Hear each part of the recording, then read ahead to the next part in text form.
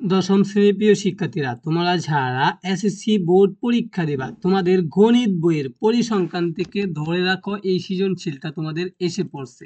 তো আজকের ভিডিওতে আমরা এই সৃজনশীলটা সম্পূর্ণ সমাধান করব, এমনভাবে শিখব যাতে এটা আসলে তুমি 10-এর মধ্যে 10 মার্ক তুলতে পারো। তো চলো আমরা এখন সমাধান করি। প্রথম খ নাম্বারটা 2 মার্ক, পরেরটা 4 মার্ক, পরেরটা 4 মার্ক, টোটাল 8 মার্ক পাইবা যদি 3টা কোয়েশ্চেন তুমি সলভ করতে পারো। তো এক নাম্বারটা এত সহজ, তুমি যদি বোকা না হও তো তুমি একবার দেখলেই পারবা। ঠিক আছে, দেখো প্রচুরক শ্রেণীর মধ্যবিন্দু নির্ণয় করো। এই যে এখানে দেখতেছ, এটা হলো শ্রেণী ব্যক্তি গণসংখ্যা দেওয়া আছে, এর মধ্যে শ্রেণী প্রচুরক শ্রেণী কোনটা?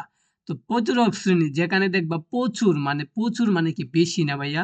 তো প্রচুরক শ্রেণী হলো এটাই যেটা বেশি বার গণসংখ্যা আছে। তো বেশি বার গণসংখ্যা 8, 12, 15, 18, 7। তো এখানে গণসংখ্যার মধ্যে সবচেয়ে বেশি বার আছে কোন গণসংখ্যাটা? 18। তো 18 হলো 51 থেকে 60 শ্রেণীতে অবস্থিত। তাহলে প্রচুরক শ্রেণী কোনটা? 51 থেকে 60 শ্রেণী হলো প্রচুরক শ্রেণী। এখন বলছে এটার মধ্যবিন্দু নির্ণয় করার জন্য। এখন 51, হ্যাঁ, যোগ করবা কত? 60 এর সাথে। এই দুইটা যদি তুমি যোগ করো, 2 দিয়ে ভাগ করবা।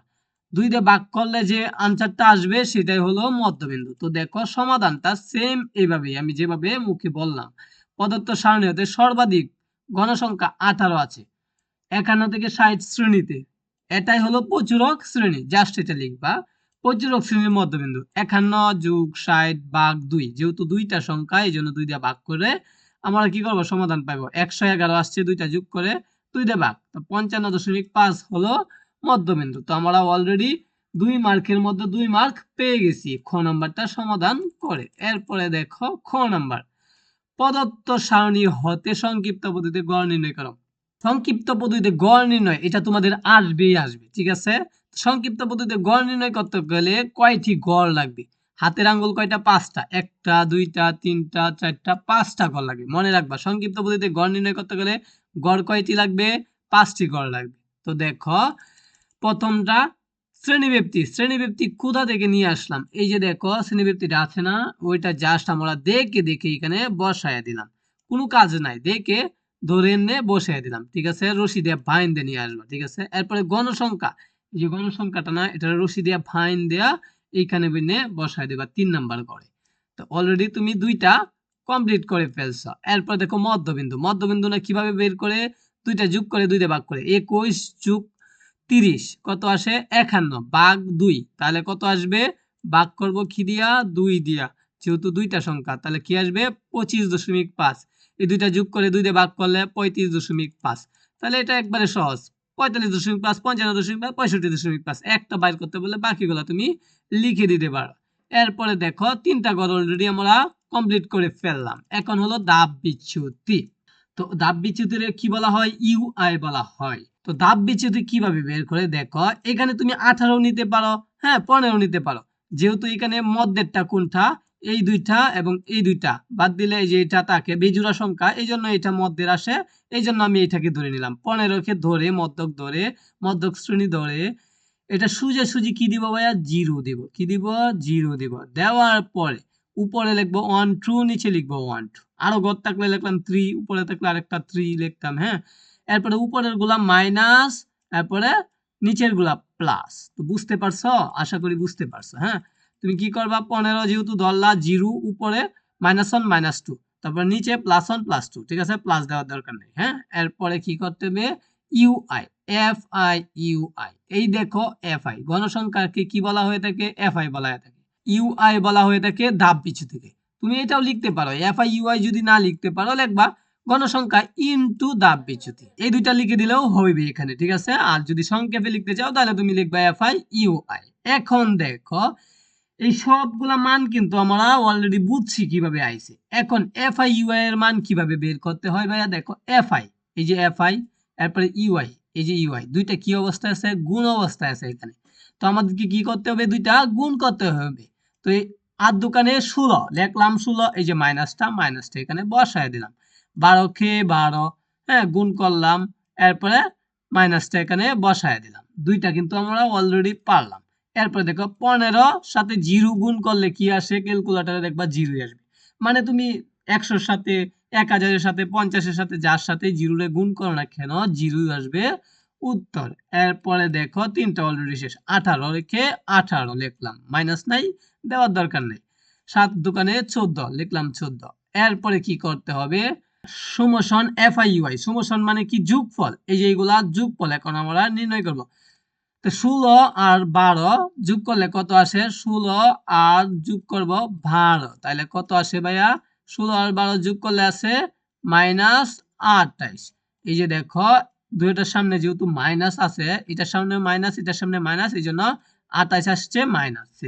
তো অলরেডি আমরা মাইনাসেরটা নির্ণয় করে ফেললাম, -28 পাইলাম। এরপরে দেখো 18 যোগ 14, 18 যোগ 14 যোগ করলে কত আসে, 32 আসে। তো 32 আমরা পাইলাম প্লাসের।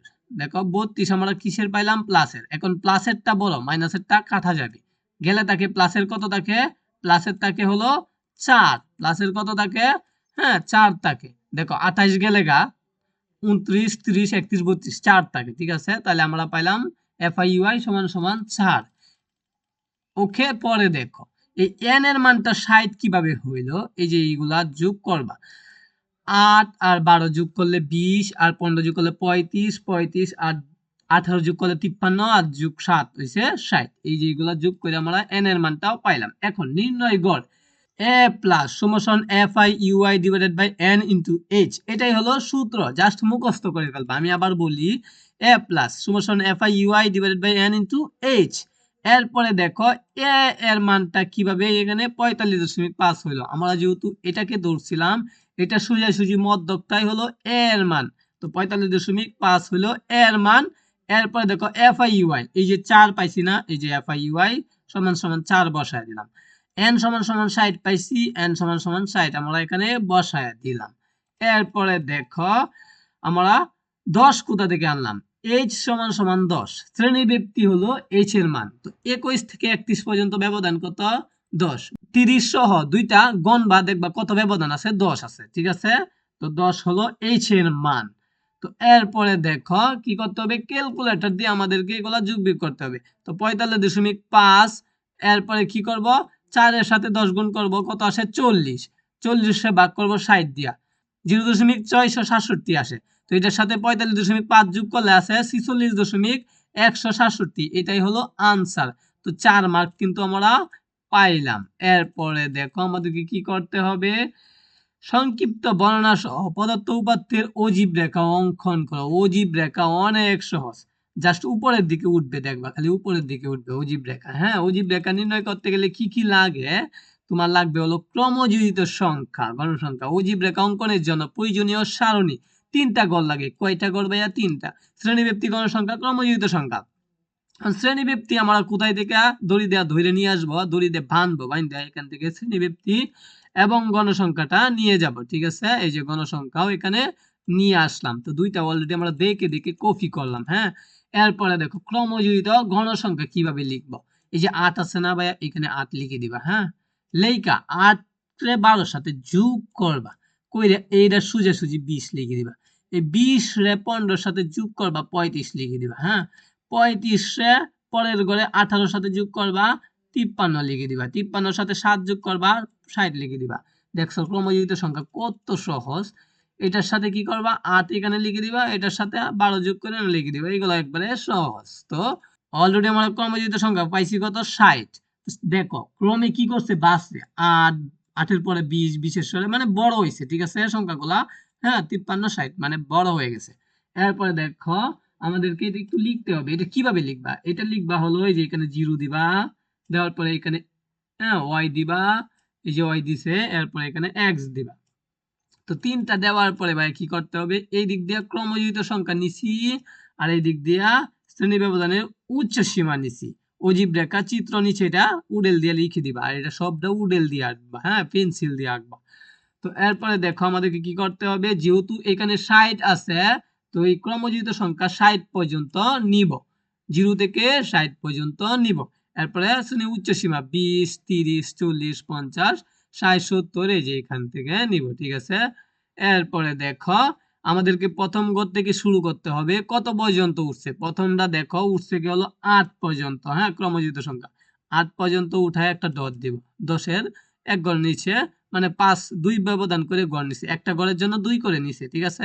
এরপরে উঠছে কত পর্যন্ত, 20 পর্যন্ত। জাস্ট আমরা পরের ঘরে এই যে এখানে 20 পর্যন্ত, এই যে 20 পর্যন্ত উঠায় দিছি। এরপরে দেখো পরের ঘর কত পর্যন্ত উঠছে, উঠছে হলো তোমার 35 পর্যন্ত, এই যে 35 পর্যন্ত উঠায় দিলাম, হ্যাঁ 40-এর নিচে।